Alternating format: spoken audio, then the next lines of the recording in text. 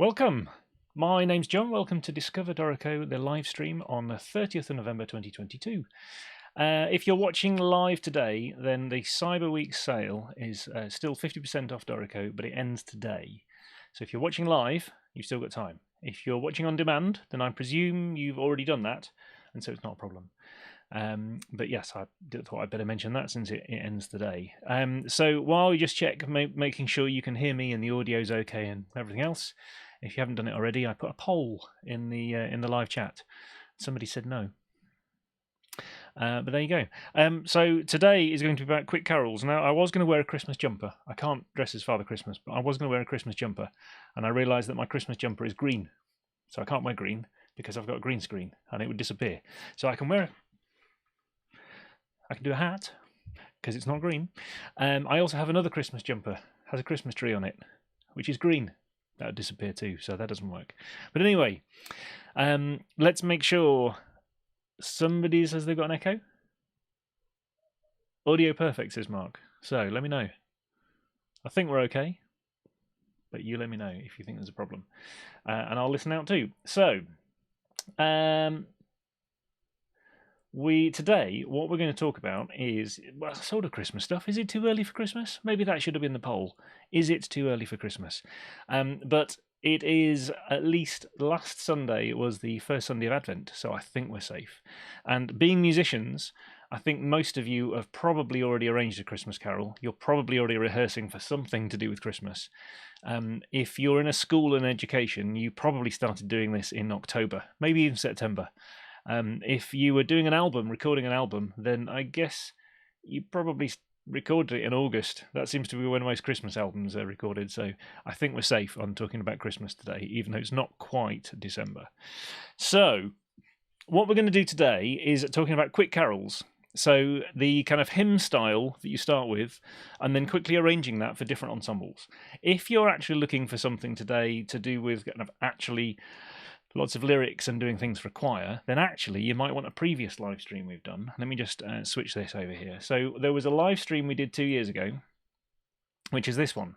Now this one is Hark the Herald, obviously, for this particular bit, but we looked at all sorts of things that you could do in Dorico to create this kind of style of thing with some lyrics and, you know, even designing the pages and those kind of things. So that was a couple of years ago. So have a look at the Making a Christmas Carol for a Choir. I'll put a link after this session at the bottom in case you wanted it. We always, somebody's already said that they've got a snow day, so we must be good then. So, you know, if you've got a snow day. So, Christmas carols. But today we're not really doing the kind of choir style thing. Today what we're going to be doing is kind of brass quintet, brass quartet, mixed ensemble of your choice. If you've been to a church where you've done carol singing, you've probably found a random collection of instruments, whoever was available on the day to do that kind of thing. And you might be tasked with writing an arrangement. And what tends to happen is you get about half an hour's notice before you need to do this kind of thing. So what I want to do today is show you lots of things that would work for this kind of style, arranging quickly or using some of the tools in Dorico that you can use to do this kind of thing. However, just like a dog, these are not just for Christmas. So you can use these for all sorts of styles. So hymn styles and all sorts of things you could use these for as well. It doesn't just have to be Christmas, so I can get rid of that, can't I? Yeah. It's going to get a bit warm if we wear that the whole time. So I'll try and keep an eye on the chat. The weather outside is frightful. Yeah, in the UK this time of year, well, as you'd expect, it's a bit damp. Occasionally the sun might come out. It's probably a bit miserable. And yeah, Frank says, I wrote all my Christmas arrangements in the summer. Yes, that's generally what happens. So sorry if I'm a bit late. Maybe you're watching this at some other point during the year. I know Frank knows what he's doing anyway. So, to start off with, how do you get the stuff into Dorico? Now, we've done various sessions on how you can do note input and how you can get, you know, notes into Dorico. For this particular style, hymn style, Christmas carol style, probably somebody else has already done it. You might be able to import a file. What commonly happens, I think, is that people are kind of, they're given something and saying, can you use this? Or this is the key we're doing it in, or, you know, that kind of thing. So I thought, let's actually start with a useful way of getting things into Dorico that we've not really looked at before, and that is using my mobile phone. So I'm just going to share on my screen here Bear with me a second. Here we go. This is my phone. Now I'm running an app here called PlayScore 2. You might have another scanning program. That's great. And if you are getting good results with your scanning program, use that.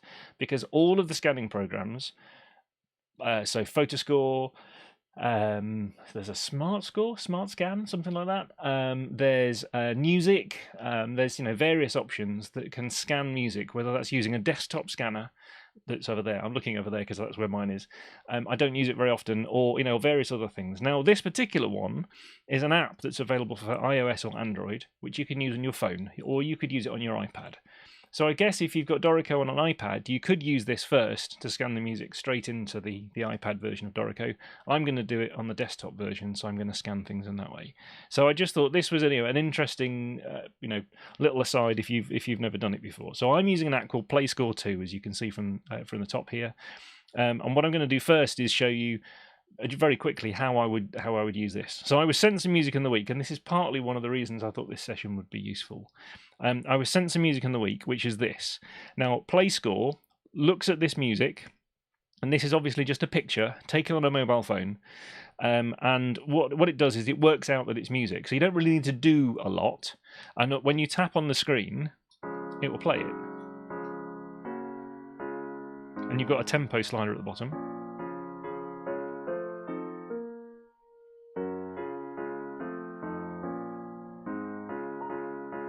Oh, there's a little extra note there. So it will read the information that's on the screen. Now there is a cogwheel at the top, so you can set various other options. You can decide if you want lyrics and text. You can decide if you want auto transposition or split staves or various other things. And if you scroll this slightly, there's an error correction thing at the bottom. Now I'll show you on a couple of the other ones as well. So let's go for this one. So on this one here, faster please.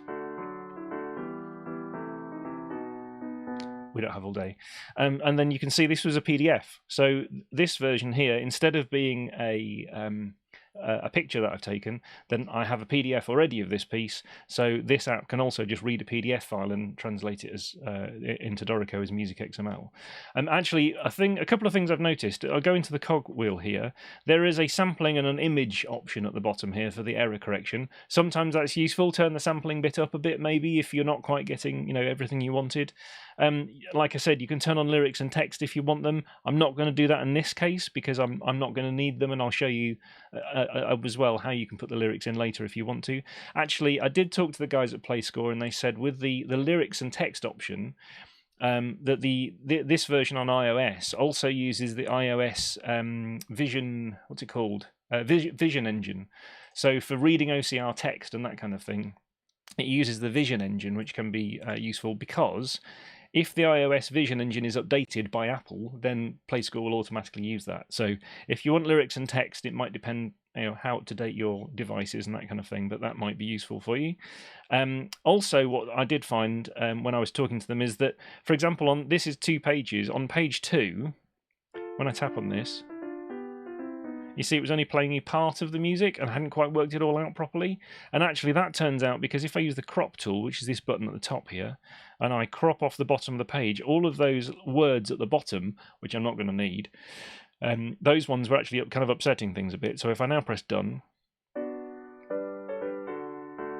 you see now it's worked out a much better version of it. So basically you can scan in or you can open a PDF of various things, and then there's a button at the top. The second one on the right here is the kind of up arrow box one, is the standard share button. And if I click that, then I can save as MIDI, I can save as MusicXML, and I can save the document. So I can just save it if I want to save it on my phone as a document, but the save as MusicXML will then say, well, what do you want to do with this MusicXML? So then you can press that button, and in my case, I then sent it directly to my computer. So I'm sending it to my Mac, so I'm just using AirDrop. But you've got various options. You could send it as an email to yourself if you wanted to. You could save it to Dropbox or OneDrive or whichever cloud system you use. But basically, that save as MusicXML is going to be the option that I've used here. So I've got various files in here that I've tried. So we can have a look at some of these. So for example, here's one.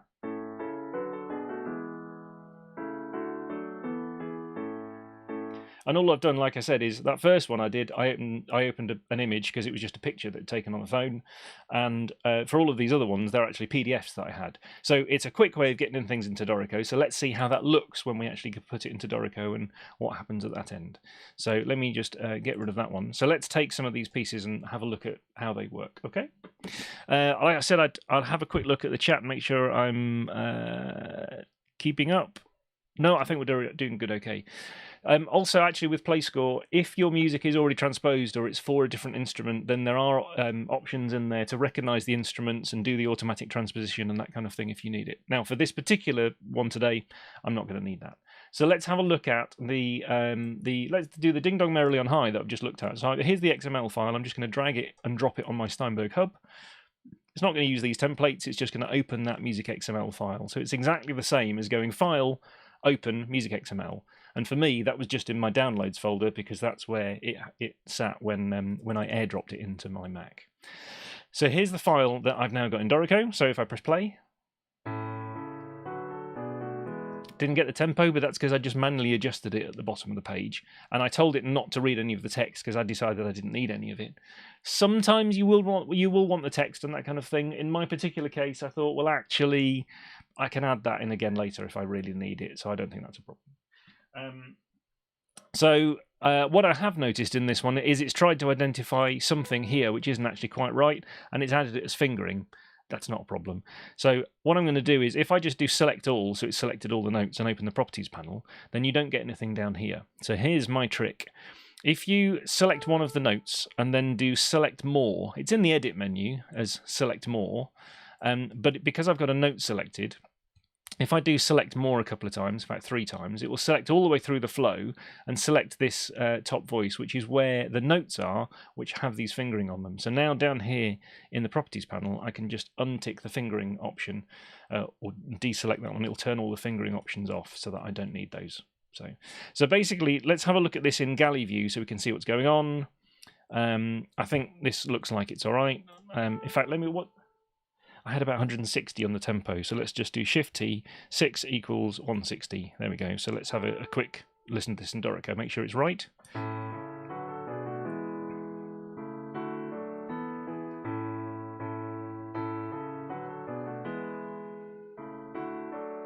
Sounds good so far. This is the bit the singers generally hate.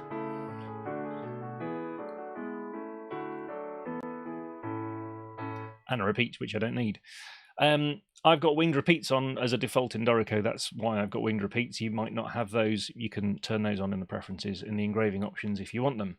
So now what I want to do is take this arrangement, arrange it for other instruments. The singers don't like the middle section of this, the kind of chorus, if you like. And so maybe we want some wind instruments or some brass instruments to help them out so that they, they're doing that and playing the tune. And keyboard players, like me, we don't like playing all that either. So really you want some extra support with that. So let's look at how we might, some various options and things we can do this in Dorico.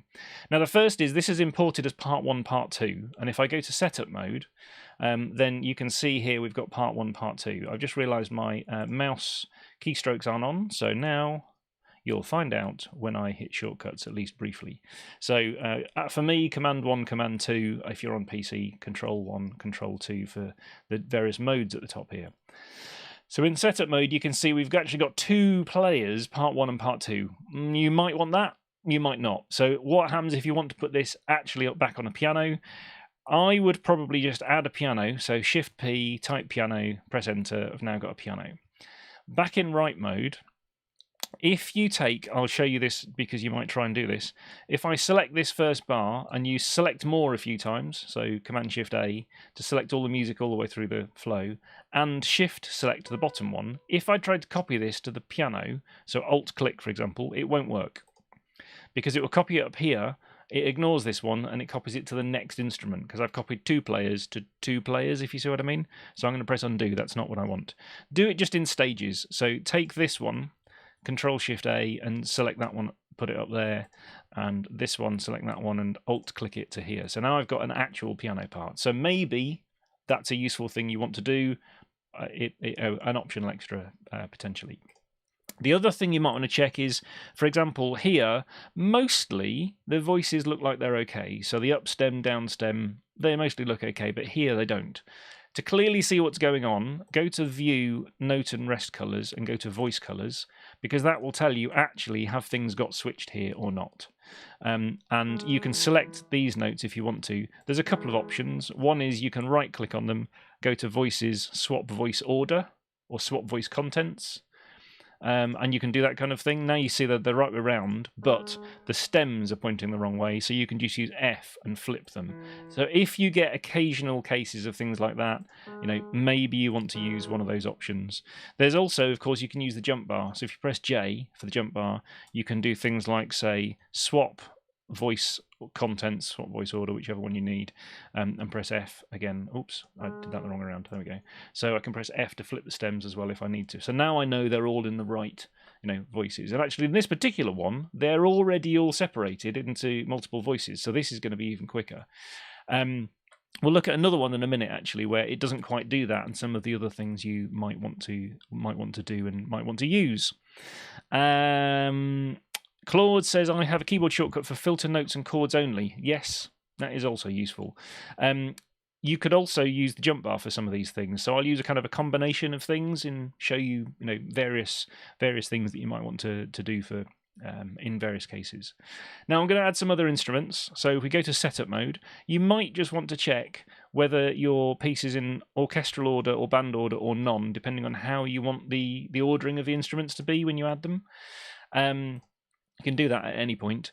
And if I now go to add ensemble, I want to add a brass quintet, but from our normal builder here, there isn't a brass quintet. However, I've added one already. So what I did is I said, for example, I want 2 trumpets, so 2 TPT, comma.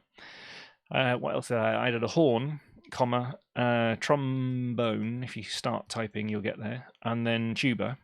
So I added these, and then I pressed the save button at the bottom. And in the brass category, I added it, called it Brass Quintet. So now all I need to do is just say brass, and I've got all of the other options here, but I can just say Brass Quintet. So I can just press enter a couple of times, and I'll get a Brass Quintet. So now underneath the music, I've now got the piano that I've added. I've got the original parts 1, part 2, and underneath here, I've got the instruments I've just added.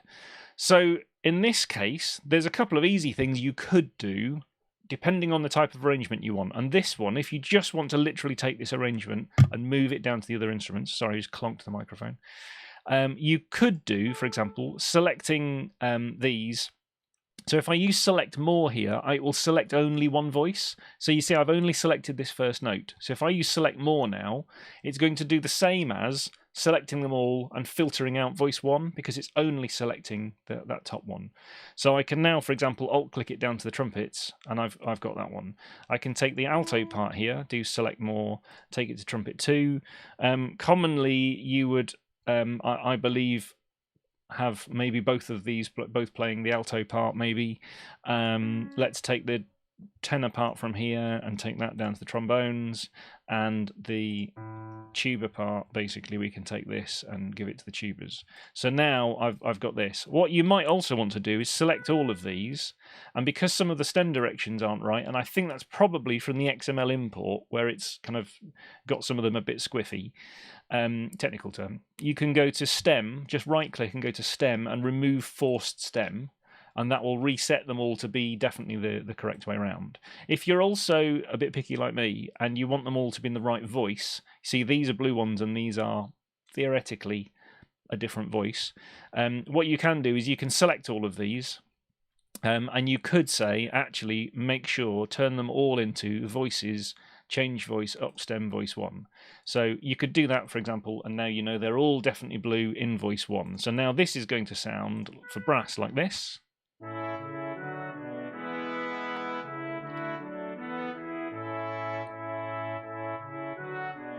Etc., etc., and the bit where they needed a bit of support.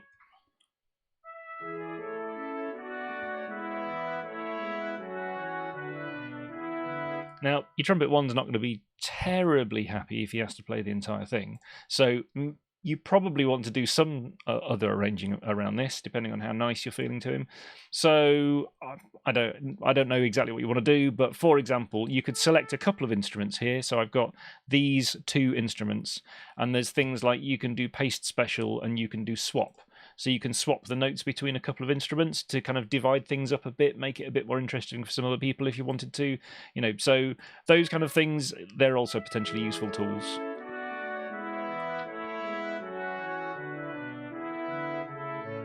It might just give them a bit of space to not be, but then they might not like the leaps either. So I'm sure you can arrange much better options quickly, but hopefully these are some useful tools for you as well to use. Another option, actually, instead of separating out all the voices like that, if I just delete all of that music, is you can select the original. So we'll take both voices here and the lower part of the piano. And I'm going to press copy. And then down here, I'm going to select all of these instruments down here, and I'm going to go to Paste Special, and I'm going to go to Explode. So Explode actually does a very similar job, except you see here, because of the MusicXML import, I think the stem allocation is the wrong way around. So you can remove that if you want to. You can also do that with the jump bar. So press J and type remove, and it will say remove for stem. So there you go. So you get the stems back around the right way if you wanted to. Again, this has now sorted it out into the only 1 voice per instrument, which might also be what you wanted. But you can see it's copied trumpet 1 and 2. That might be what you wanted. It might not. You could use the swap. You could delete the trumpet 2 and copy the horn part. Whatever it is you want to do. But explode is another way of taking some music on some staves and exploding it over to some others. If you're going the other way and making a kind of reduction instead, then that paste special option you'll see also has a reduce option. If you're going to a smaller number of instruments, that might also be useful. Don't think there's any. Oh no, we're good on the chat so far. So that's a couple of options. Now, if you started out with music which is nicely put into into voices and that kind of thing, then that might be useful. Another option that you now have in Dorico. Let me just remove all this again. And I guess the things that we've done so far, you could probably do in any version. Well, at least you could do it in the Dorico Elements. You could do it on the iPad, given enough instruments, depending on whether you're subscribed or not. You can't do it in Dorico SE because there's too many instruments, but you could do a lot of this in Dorico Elements. But there's another option in a minute that you can't. You would need Dorico Pro for. The first thing you can do in Dorico Elements is if you select the notes here, and I'm going to select both parts of the piano here, I can right-click, and there's a chord symbols and diagrams, and I can generate chord symbols from the selection. So it's going to take the notes that we have. So you could say, for example, every beat. There's various other options that you can set in here depending on the style of the music you're on, and then press OK, and it will look at the notes and it will work out what the chords are as it goes through the piece. Now you can still add others if you want to. So for example, if you want to be more specific about this change here, then Shift Q, and you can say, well, actually it's an over C sharp at that point. That one will leave. You could change some. There's another one here, I suppose. Well, let's just Alt click that one in. That's okay. That's okay. We can leave all of these. So if you needed it, then you can add chord symbols very easily, and you can decide how often you want them. Because for a player, this might be a bit too many chords. But what we can use these for, and the reason I've added more chords than you might want to do normally, is that now if I select the players at the bottom down here, so all our brass players, there's a new option in Dorico 4.3 where if I right-click and go to the chord symbols and diagrams, you can also generate notes. Oops, I missed. You can generate notes from the chord symbols. So I've selected some notes, so it says in selection. So across the selection of the area I've done, so these 5 instruments, and for at this moment for the whole piece, but you could work in smaller sections, it will generate notes from the chord symbols. So you can say, do you want them to be a note per beat? Do you want to use an existing rhythm where possible? So let's say yes. Which is the source instrument for the rhythm? You can choose one of your instruments. So here it's got piano, or you can choose part 1 and part 2 because they have notes already. So it's saying, which one do you want to use? So let's just say piano. There's various other things you can do with blending and bass notes, which is the bass note instrument. It's picked it by default as tuba, which is fine. If it hasn't, if you're doing a mixed ensemble and it hasn't picked one by default, then you can choose one of the instruments and you can say plays bass notes and add it to the bass note list. If you want to, you can use an instrument as the top note hints. It won't actually take necessarily all the top notes, but let's say we want part 1 as the top note hints as to which one to use. It does have 2 voices, so it might not always use the top one anyway. And then there's a few other options that you can use in here as well. So we'll press OK anyway, and let's see what it generates. There we go. So this is, generated for these instruments.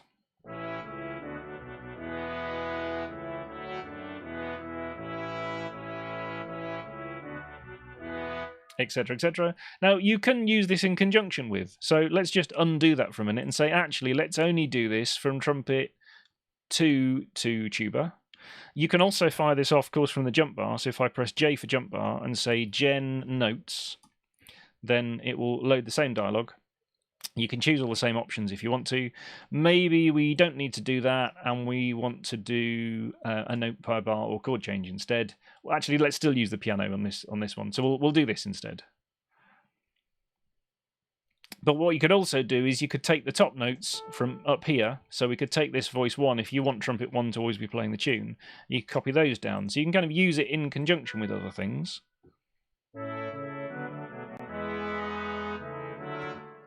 Interesting. I think I've just sat on a mod wheel. There we go.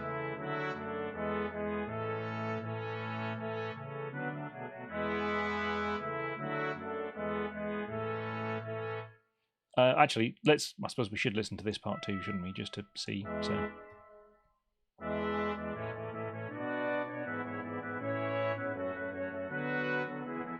Did start with the 7th. So that's another option of easily moving notes to other instruments. Now, do you want exactly that? Is that arrangement, or is it actually just a good start that you can then take somewhere else? Yes, potentially it might just be a good start. But let's look at a couple of other cases as well, where maybe it's not quite as as easy to start off with. Maybe there were other things that went wrong. So I did a couple of other examples and had a look at them before. So I'm going to take another XML file.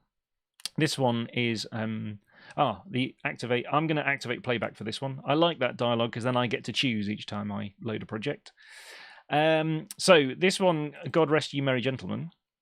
Now in this one we could do the similar kind of things. So we could go setup mode, and add a piano. I could have imported this into the same project actually, but I've decided to do it as a separate one. So I've got the part 1, part 2 again as I had before. So I'm going to take all of these and put them up here. I'm going to take all of these, I'm going to put them up here. Yes, I could filter them and anything else. Now when I turn the note and rest colors on this time, you'll see that actually they're not all exactly as you might want them. So a few things that we have looked at before, but just to kind of recap on what's going on here. These are the blue, these are voice 1 notes. So if I select these lower notes and press V, it will swap them into the lower voice. I need to also F to flip the stems, but now they're in the upstem and downstem voices.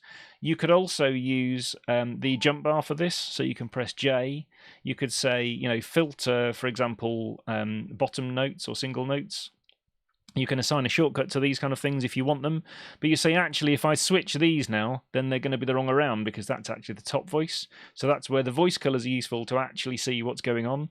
So actually I probably really wanted to filter the top notes and then press V on those to switch them.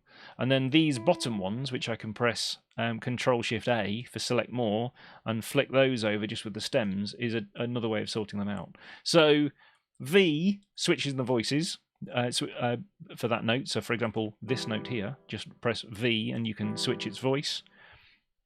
F to flip stems. And let's so that one, that one wants to be lower, that one wants to be lower, these ones want to be higher. So V to switch voices and F to flip stems, and if you need it, then A to select all of the things in that same voice. So it's select more, and then you can easily sort out, you know, the voices and that kind of thing you want. Obviously, you can do that over bigger ranges of things, but I thought it was worth showing. Sometimes when you import these things, they'll be using a combination of voice 1 and voice 2. It isn't always like the Ding Dong Merrily one. Ding dong. It isn't always like those, so you know sometimes you'll need to to sort the voices and that kind of thing. However, if you're using things like the explode option, maybe the voices don't matter to start off with. So in this case, let's see what happens if I now say I want to add an ensemble. I've already got my brass quintet set up. So that was from previous because I set it up as an ensemble. If you get things in the wrong order, of course, you can drag them to be whichever order you want them to be in. And then if you take the notes from the piano and you do select all of these and say paste special explode, then you don't need to worry about the voices because it will potentially sort some of those out for you. Although you might sometimes get this. So maybe you do want to sort the voices out first. It's up to you. So there's a few options for flipping, filtering. The other option for filtering is sometimes you want to filter, kind of as a deselect. So you can do things like, say, I'll show you from the menu up here. When you do filters, normally it's selecting things. So what you're saying is filter, for example, particular notes and chords or particular voices. So maybe, all the upstem voices or that kind of thing. But sometimes what you want to do is deselect. So you kind of want to select the opposite. So then you can go filter deselect, and you can set a shortcut for that to set it first if you want to. So that then when you run for example, all upstem voices, it selects all of the opposites of those because it's selecting all the downstem voices. So sometimes those kind of things can be useful. Selecting voices, filtering voices, upstem options, downstem options, top note options, bottom note options, depending on all of the things you want. And you can either set shortcuts for your favorite ones of those, as Claude said in the chat, or you can press J for jump bar, and then you can type in the command you want. So, for example, to filter top, or you can see for some of these, you can say things like, actually, I did have some set, didn't I? So, some of these filter pages has got one set. Filter or deselect, you can assign your own shortcuts, and you can also set jump bar commands that just are for the jump bar. So things like, while I can type, generate notes and things like that, or generate chords, or those kind of things. You can also set things that are particular filters just for the jump bar if you want them. And all of those, of course, are saved in the properties section. So your key commands is where you can set your own shortcuts for filters. So here's the filter options, and you can expand this and find all the filter options. And for any of those, you can also set a jump bar alias, or you can edit a jump bar alias in here if you want to as well. So that's all your shortcuts for things to kind of, when you're doing the same kind of work and generating those kind of things quickly, they might be very useful. So let's have a quick look at let's try it on this one as well. So let's say select all the notes in the piano and generate chord symbols. Let's do every beat. Let's try every beat. Generate lots of chord symbols.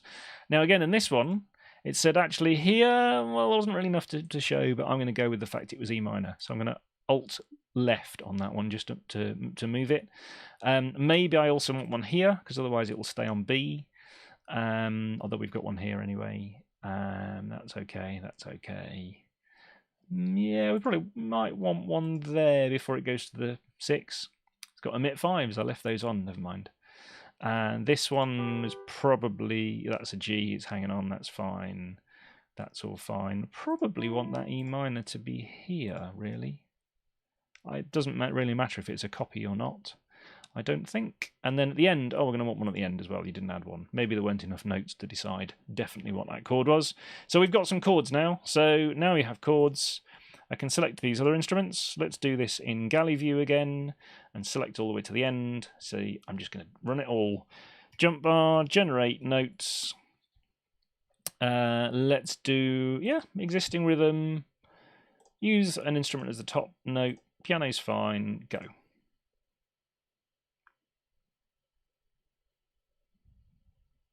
So checking the chat while it's doing it. Don't worry, Stephen. You can always jump back a bit and watch the other bits later. Frank says, when importing XML, you sometimes end up with no rest passages. Yes, you can use the properties panel with the starts voice and ends voice option. If you get stuck with those, yes, have a look in the properties panel.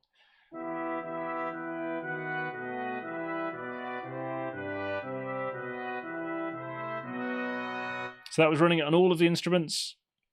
You could also, of course, do things like, say, don't include the trumpet one and copy the rhythms off the copy the tune off the top just for trumpet one, and just generate notes and chords for the other 4 voices if you wanted to. It's up to you. But it might be a useful start, and maybe you can use this with the the swap functions and the other things. I will also say for this feature, there's also a lot of very useful options. If you have a look in the note input options dialog, there's notes from chord symbols. If you're wondering what it's doing when it's generating notes automatically from chord symbols, then have a look in here. So, for example, parallel octaves are not allowed, but they are if it's at the bottom of the voicing. And parallel fifths are not allowed. And parallel motion options, and some more options, and some more options. Some more options. Yep, some more options. We should probably, if this is of interest, maybe do another session on this, because this dialogue is probably a complete session in itself as to all of the options and what it does. The strength of penalty for undesirable notes in voice recordings. Various other options. So if you're thinking, well, actually, I'm not sure I trust an automated system to do things, have a play with it.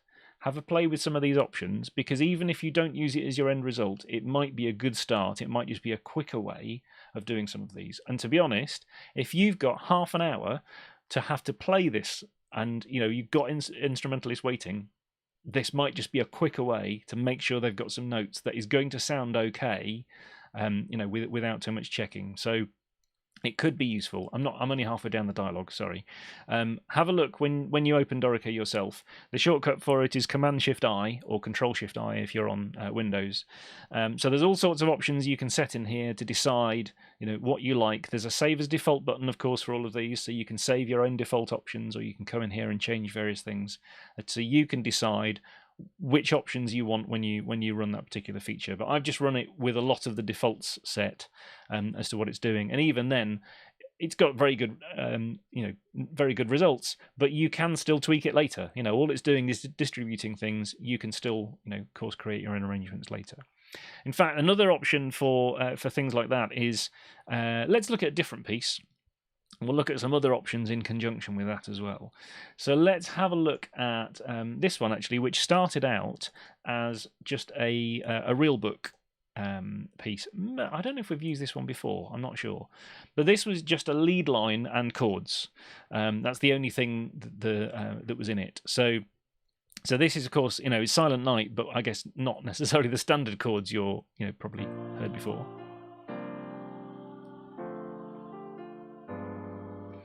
So this is, a different version. So let's say we want to maybe use this to give us a quick other arrangement of something. So I'm going to go into setup mode. I'm going to go to my ensembles down here, and let's add a string section quartet. Yeah, string section, no bass. Actually, I've got string quartet as well. So if you want, I've created one which is string quartet, which instead of being section players are solo players for a string quartet, in case that was a similar style. So again, create your own ensembles, because it really will speed things up for adding instruments. I also actually have a shortcut I use if you want 2 of the same instrument. I have a shortcut for this duplicate player. So if you want 3 or 4 horns, you can create one, and then you can just hit duplicate player, and it will make you 2 others very quickly as well, which might also save you some time. So now what we're going to do is say, for example, for the strings down here, we could do the same kind of thing. Let's go into galley view. We don't need to worry about where we are on a page then. So we could do the same thing, select all of these, and we could say, generate notes. You could just say, a note per bar and leave it as it is, and do it this way. So, in fact, let's put everybody in. So it's kind of a string backing.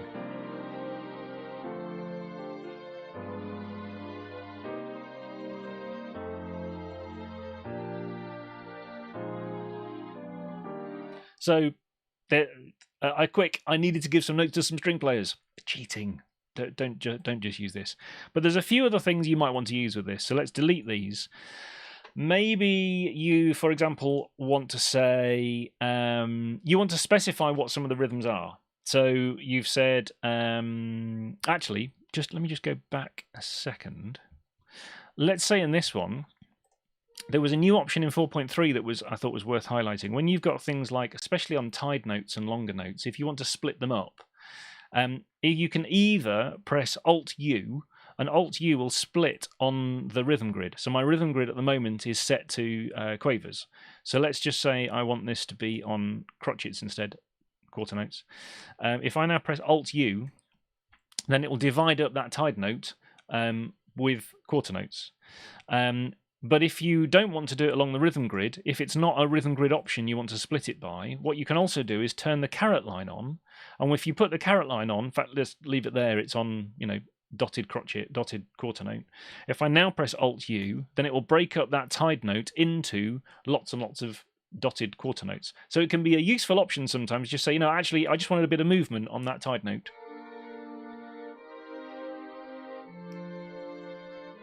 So that's one potential option.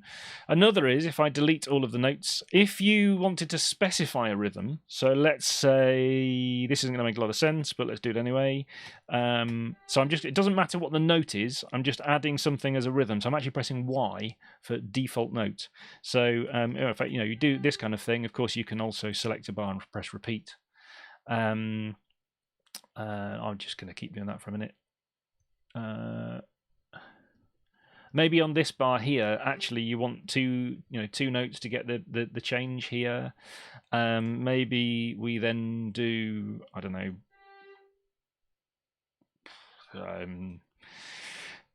no idea, but whatever. So you've entered some rhythms. You've chosen just what the rhythms are going to be for each bar. So in fact, I might as well finish this one. Let's do kind of cheating now.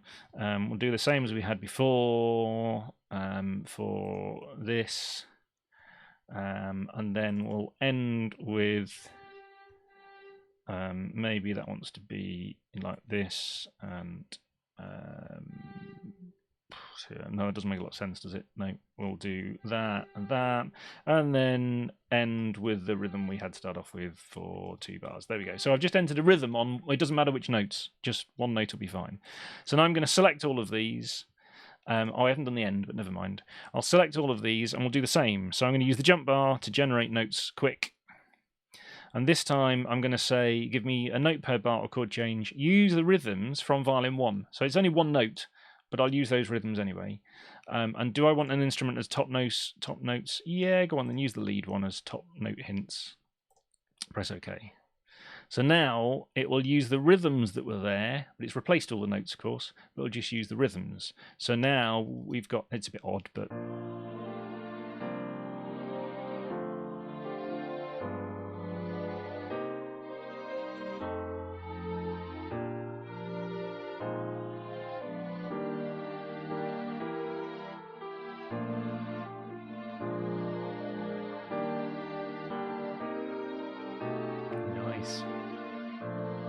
Anyway, you get the idea. It's basically you're using the various options together with other things. So the kind of, you can add a rhythm that's not actually used in anywhere else, and it's just the rhythm you want to use when you make that arrangement, and then tell it to use the chord symbols and that rhythm to generate the chords for you, or at least as a start, as an interesting way to start. So there's a couple of different ways of kind of saying, applying rhythms to things you've already done, or applying a rhythm and using it later, cutting things up with Alt-U or Option-U, depending on how your keyboard is labeled. Using rhythms from another part, that kind of thing. I haven't really talked about lyrics and those kind of things. You can import lyrics, of course. So if they were in the MusicXML file, if in PlayScore or your scanning app you had the lyrics, you might want to do that. To be honest, for Christmas carols, you might be better off putting them in later, because that might be the quickest option. While I think about it and a few other things, I didn't mention that if you wanted to look at PlayScore, you can have a look on their website, but it's in the App Store. So you can have a look on the for PlayScore 2 on the App Store if you wanted to find that one. That was the app I've used to scan them in. I didn't use text at this point because what I did is say, you know, if you're going to do something with lyrics in, Google the lyrics for Silent Night, copy and paste them, put them in here. If I just go back a step, I put these lyrics in here, literally copied and pasted out of your favorite search engine, and then you just in this this website, so just Google lyric hyphenator and you'll find this guy. It's a really useful web page, just a free online linguistics tool, and you just say hyphenate my text and it puts hyphens in following a standard English dictionary and, you know, that kind of thing. So check what it's done first, like I'm not about to do. Copy and paste the results, and when you go back into Dorico, then you can do Shift L and paste.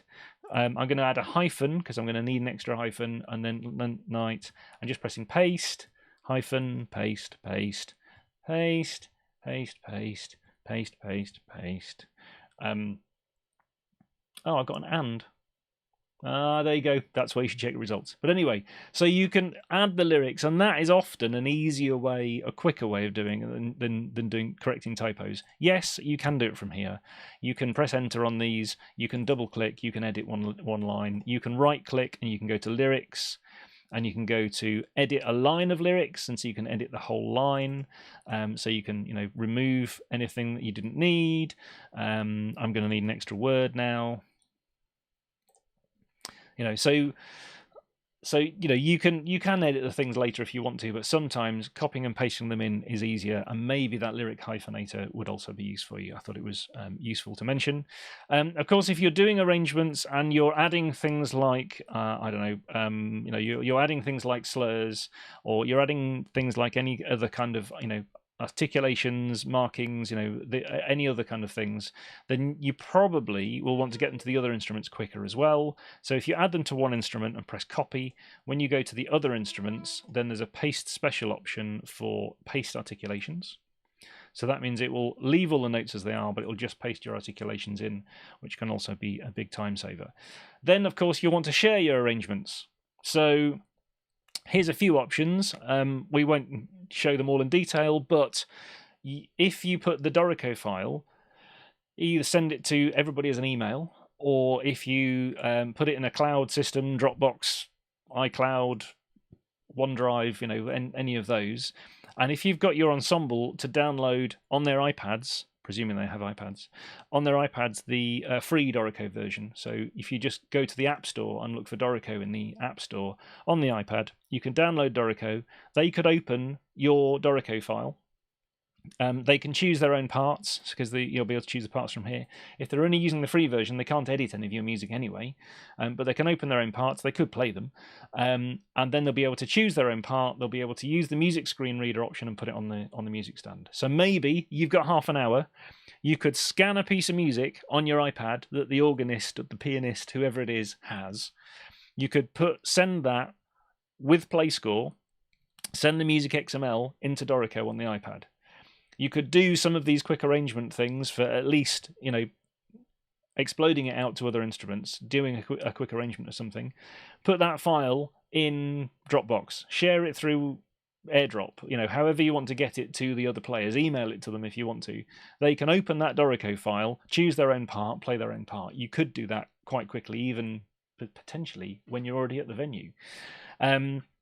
Or it may be that actually you have a little bit more time than that, and you want to kind of put some of these things together, and somebody last minute says, "Oh, we've got another arrangement we want to add to this."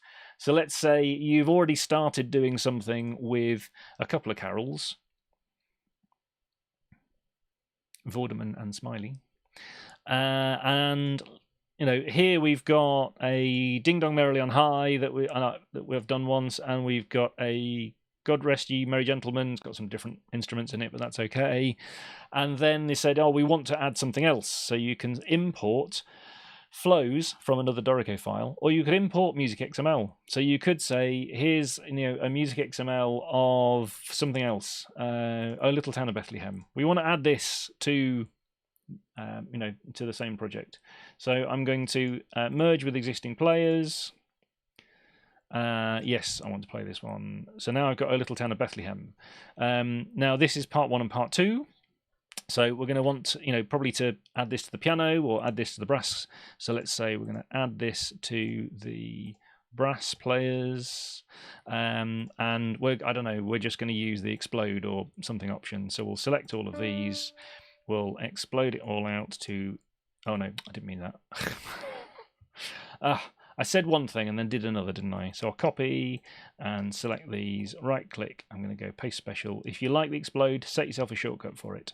So we'll explode this out. Maybe we'll just do a quick, reset the stems. If you can't remember what it's called, type stem. Remove forced stem. There we go, so the right way around. So now, because this is all in the same project, when I go to the horn part, then they've got Ding Dong Merrily on High, they've got that one, and they've got O Little Town of Bethlehem. So they're all now, their part has all of them in it. And then they say, oh, hang on, but we want to end with Ding Dong Merrily on High because we won't have any breath left, so we switch them around. So you just switch the order of the flows, and all of the parts have now switched so that the order is correct the right way around and that kind of thing.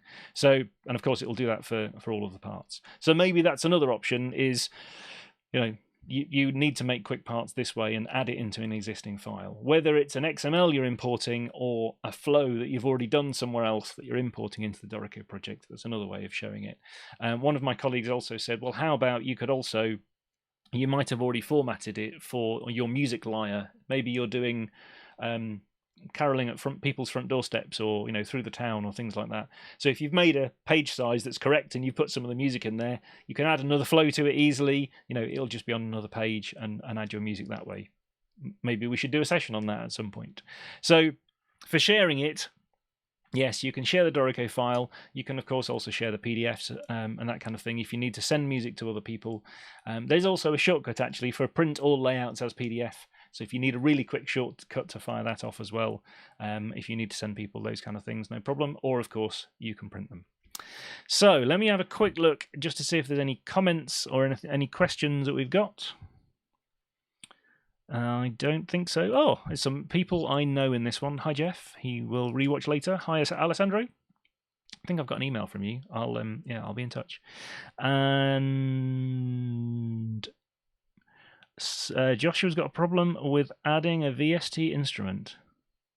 It's probably not something we can look at now. Get in touch. If anybody has any questions after the session and they're not sure, how do I do something, especially if it's related to one of these or it's an idea for a future session, that kind of thing, then can you email on discoverdorico@steinberg.de. So discoverdorico, all one word, @steinberg.de. My name's John. Send it to me and I'll have a look. Haven't had much reason to export flows. Incorporating with sharing is cool. Yeah. Exporting flows is sometimes useful if you've got a Dorico project with multiple flows in it and you only want to send one flow to somebody, because you could send them the whole Dorico project and they could just import one of the flows, but maybe you don't want them to see some of the others. So exporting a flow first will give you a Dorico project only with that flow in it that you can send to somebody else or use if you need to. So that can also be useful. And Frank says, don't forget to renumber the layouts in setup mode before exporting the PDF, so then they will be properly numbered. What he means is if you go to setup mode in here, depending on what order you created these in, when you open them, they might have different numbers, like 11, 4.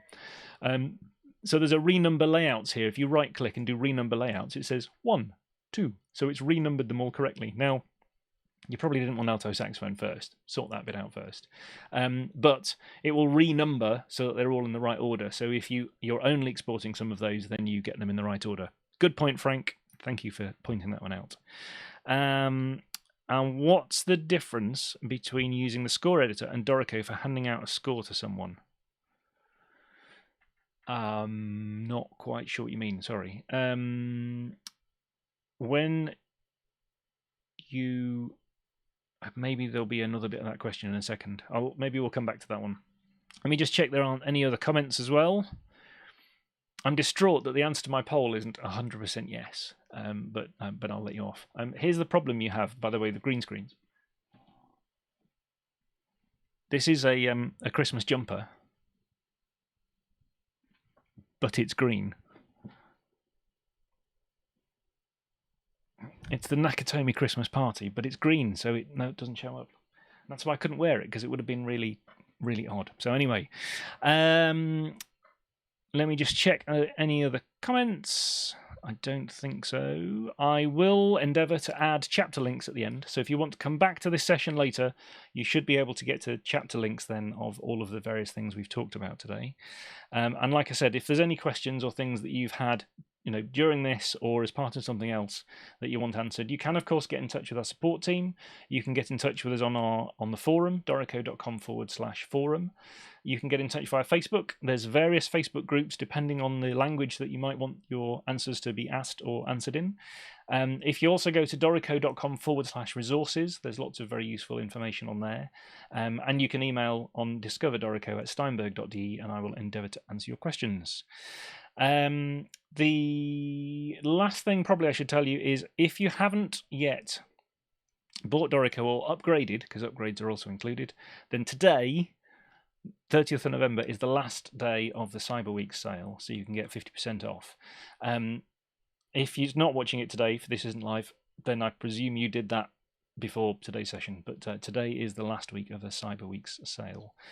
And if you wanted, like I said, a lot of the things that we've done today, maybe not all the final layout stuff, if you really want to be picky about the the layout and engraving things, but a lot of the things that we've done today actually can be done in Dorico Elements as well, which is a cheaper version, and you can write for up to 24 players, which is probably more than enough for a lot of these cases. So don't forget to like and subscribe. I can't remember what Anthony says.